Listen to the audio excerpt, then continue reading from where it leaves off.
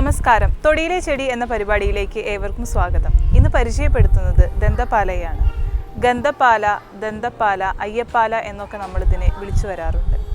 അപ്പോസൈനേസിയ കുടുംബാംഗത്തിൽ വരുന്ന ഇതിൻ്റെ ശാസ്ത്രീയ നാമം റൈറ്റിയ ടിങ്ക്ടോറ എന്നാണ്. സംസ്കൃതത്തിൽ ഇതിനെ ശ്വേതകുടജ എന്നാണ് നാമകരണം ചെയ്യപ്പെട്ടിരിക്കുന്നത്.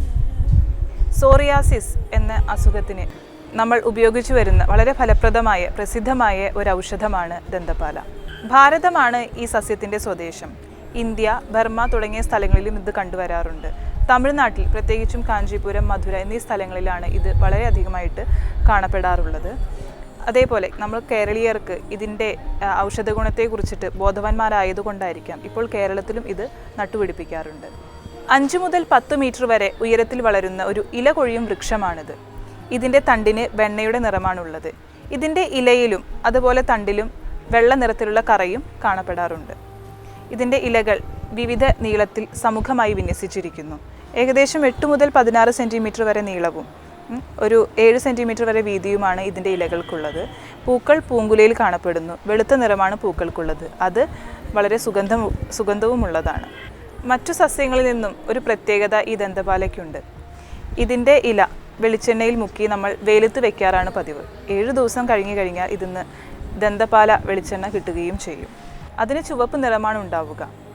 ഇതിൻ്റെ ഇലയിൽ ഫ്ലാവിനോയിഡ്, ലൂപ്പിയോൾ, അമിനോ ആസിഡ് എന്നീ രാസഘടകങ്ങൾ അടങ്ങിയിരിക്കുന്നു. വിത്തിൽ ഒലീക് ആസിഡ്, മെറിസ്റ്റിക് ആസിഡ് എന്നിവയും അടങ്ങിയിട്ടുണ്ട്.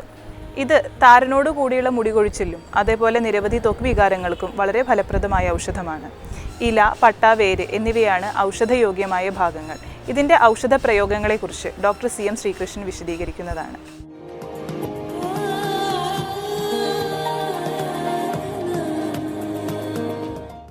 അയ്യപ്പാല അല്ലെങ്കിൽ ദന്തപാല എന്ന് പറയും. ഇത് ഈ പേര് പറയാൻ തന്നെ കാരണം ഈ ചെടിയുടെ തൊലി അങ്ങോട്ട് എടുത്ത് കളഞ്ഞാൽ ആനക്കൊമ്പ് പോലെ ഇരിക്കുക അതിൻ്റെ തണ്ട്. അതുകൊണ്ടാണ് ഇത് ദന്തപാല എന്ന് പറയുന്നത്.